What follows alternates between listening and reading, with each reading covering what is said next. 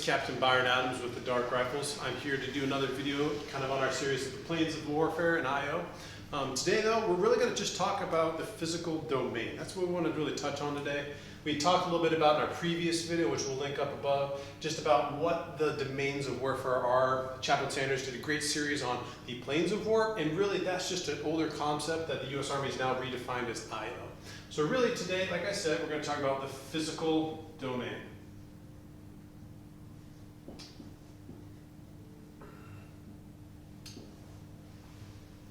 Right off the bat, I think a lot of people inherently understand what the physical domain is, almost to a fault. I think the U.S. military really gets the physical domain. We like to count things, we like to understand numbers, COFOMs are always a big thing. But the part about the physical domain, it's only one of three parts. And like Chaplain Sanders said in previous videos, there's so much more to understand about the human mind and the human body than just the physical parts of it, right? So in our previous video, we talked about the will to fight. We talked about the 4 different methods of affecting somebody's will to fight. Like I said, I'm no expert, but that's just my best take on it, since the U.S. military does not have a definition in which I can base my answers off of. So again, when we look at the physical domain, the biggest thing we need to really understand is the connection between the physical domain and the other 2 domains that are linked to it, right? So you have the physical domain, you have the information domain, and then finally you have the cognitive domain. And as we've said in our previous video, if we're truly trying to affect the enemy's will to fight, and we believe that it's in the cognitive domain, we need to influence the physical domain, we need to influence the information domain, so that way we can change minds, change perceptions, and affect an enemy's will to fight in and through the cognitive domain.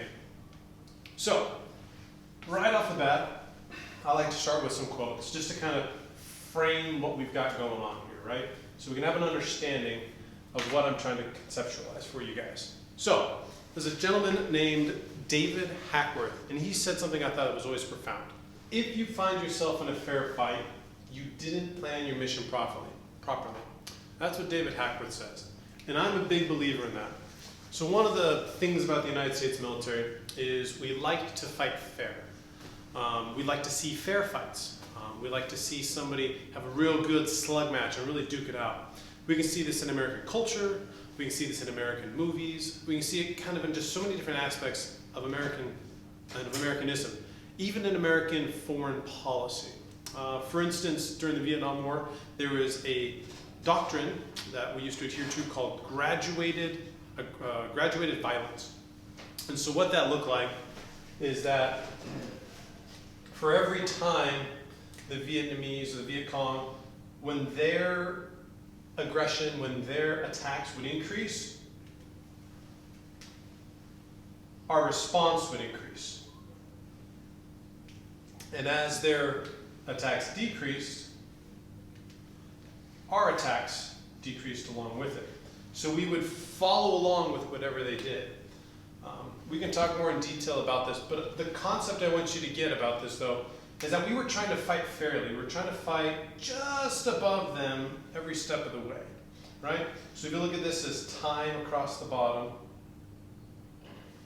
and you look at this as violence on the side, what we notice is that we just followed along with it. We tried to have a fair fight. You look at a lot of boxing, right? The sport of boxing, right? If you're in it to fight for your life, would you wait till you get in the ring before you just go up there and just punch the guy and knock him out? Or would you do something before you even get there? Would you try to, cut his Achilles tendon? Would you try to poison him? Would you try all these different manners, right?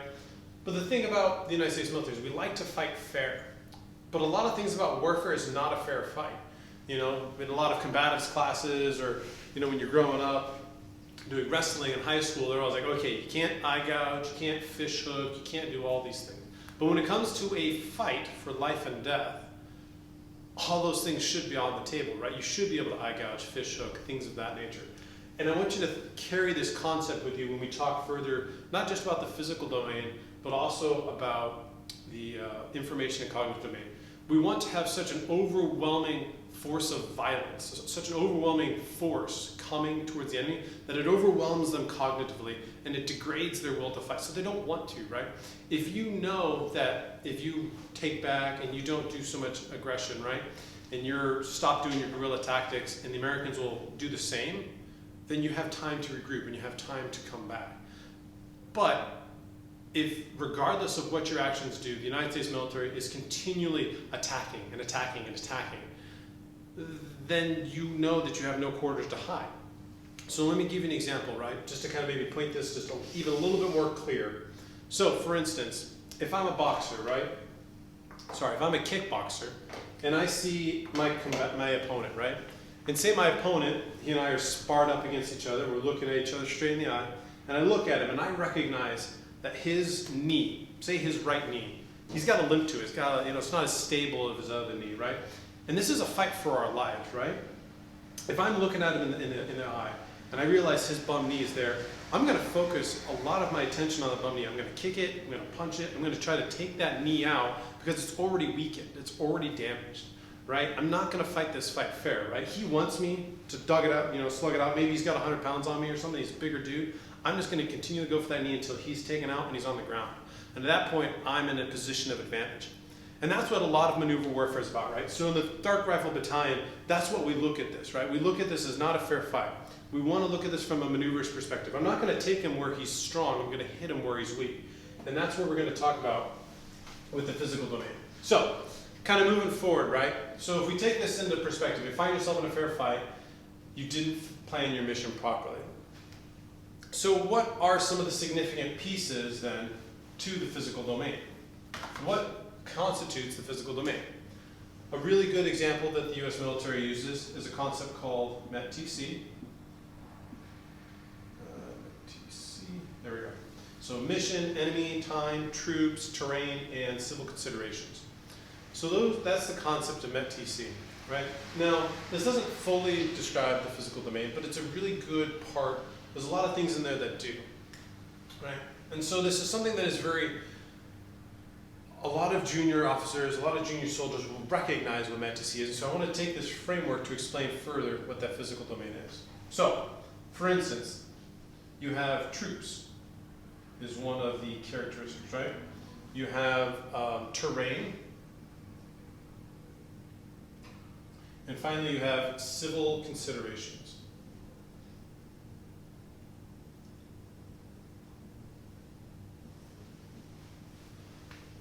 So the thing about the physical domain is that we have to divulge any sort of emotion attached to things. We have to look at things from a very unbiased perspective, right?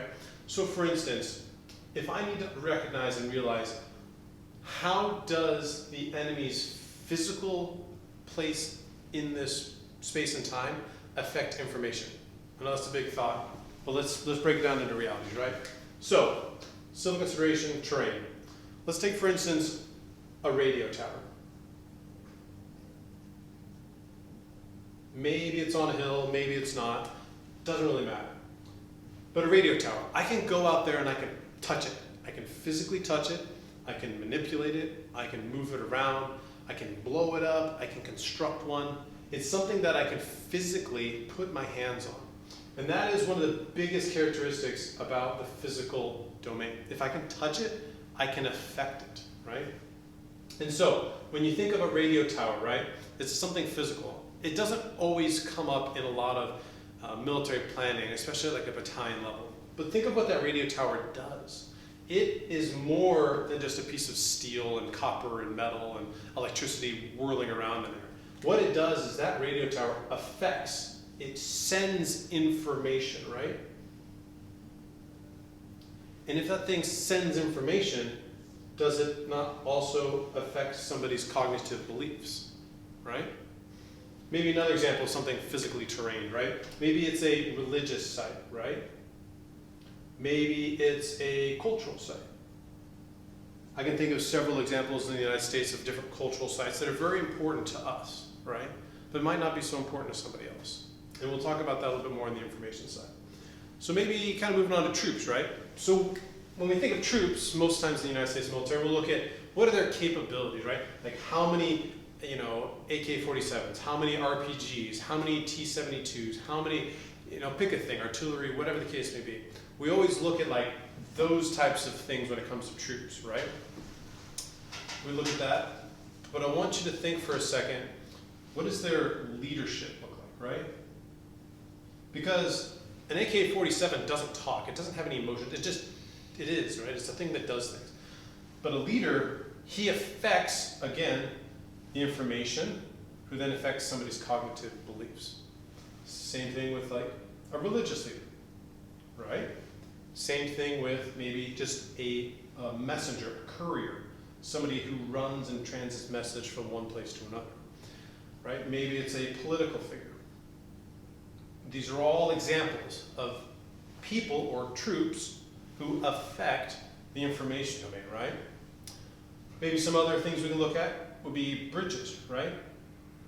Bridges is a piece of terrain, same thing with a hill, right? But maybe in the bridge example, the bridge affects the information domain because it provides transit, it provides movement, right? And that's a concept that we really understand in the military. But if we delve maybe one level deeper and we try to understand, is it transiting troops or is it transiting a will to fight, or is it transiting a message, right? If you can stop that message or stop that emotion, do you not also change somebody's mind or affect it, right? So these are all small nicks, like 1,000 cuts, right? It's not one deal that's going to change the whole outcome. It's all synchronized individual effects. Finally, equipment, right? So I think one of the things that I think that a lot of times we look at is, when we think of enemy equipment, we think of like maybe their grenades, their RPGs, things of that nature, right? And so I want you to think for a second, what would be some civil considerations, right? In the military, we all have guidons, right? That's kind of something that's unique to us. But the thing about a guidon, though, it doesn't help you win a fight. It doesn't really win the war for you, right? It's just a piece of wood with a tapestry on it. And when you think about it, this one right here, it doesn't do anything for us. But how does that affect the mental state of the soldiers around it, right? If you have great pride in your guidon, you're going to do great things for your unit. It is an example of a cognitive belief, a cognitive state. So when you think about the guidon on those perspectives, right? So this guidon is a representation of a unit's will to fight. And I've seen many troops before who will just, if your guidon's stolen, they'll get into bar fights, they'll get into fist fights over getting it back, right? And that's all about pride, ownership, but it's all about their cognitive belief about themselves, right? What do they believe about themselves? That nobody messes with me, that this is mine, right? So maybe some other examples of like troops, equipment, leadership, all those other types of things. It would be like high payoff targets, radios, computers, right? But the thing that makes IO different than just general planners in a military staff is we try to look one level deeper. We try to understand, when I take out this radio, how does it affect that information, which then affects cognitive bits of somebody? How do I do that? Why would I make something targeted? Why would I target something? So at the end of the day, we have to look at all of these pieces, and we have to do one thing, right? We have to do one thing. We have to make them irrelevant.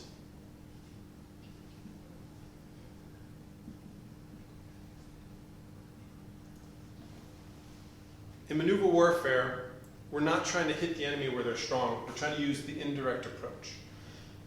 And so when we look at things from a physical domain, how do we take things that are important, whether it's radio transmission size, important figures, how do we make them irrelevant? Maybe we eliminate them, or maybe we silence them, or maybe we take them out of the equation. And that's what we need to think about later on when I start going into some of the other different domains, is how do we make that irrelevant to our mission? So the whole goal of this whole series, especially this one right here, is understand that the physical domain, so that you can inject information you want to be seen by the enemy. If you can understand that, it really plays next into our next video. So with that, this is Captain Adams here with the Dark Rifles. Next video we're going to talk about is going to be on the information domain. This is going to be a really good one, so I'm looking forward to it.